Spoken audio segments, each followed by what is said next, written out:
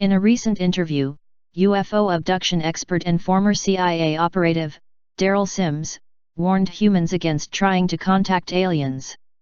He claimed that if we attempt to contact extraterrestrials, we could end up getting physically injured or even dying since aliens are malevolent beings.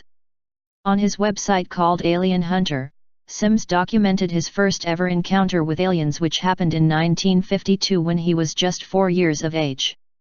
He explained that the extraterrestrial showed up in his bedroom and attempted to alter his mind into thinking that it was a clown. He believes that the alien was trying to modify his memories so that he wouldn't remember seeing it or being abducted. He wrote, "I know inside, he wants me to remember this as a bad dream of a clown." Years later, after Sims became a husband and a father, he realized that extraterrestrials had attempted to make contact with his 6-year-old son. Since his experiences were less than pleasant, Sims believes that aliens are manipulative and can victimize humans through different ways. This is why he is warning people against trying to contact the otherworldly beings. In his interview with the YouTube channel UFOmania TV, he said, "It's an uninformed position for them to get in contact with whoever's out there," adding, "Some people have done that and died as a result. Some people have been injured." He recalled a terrifying story that a producer told him in 1994.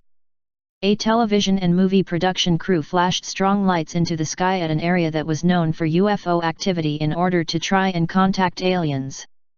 After they flashed their lights into the sky, something appeared out of nowhere and the crew vanished. The producer still doesn't know what happened to the crew. Sims also made an interesting comparison. He said that a human looking for contact with aliens is like a dog that is chasing a moving car. He explained that eventually the car will stop moving and the dog may not like whoever is driving the vehicle. The same goes with humans who are chasing the idea of contacting UFOs and aliens. When or if we do meet them, we may not like them and we could very well regret it.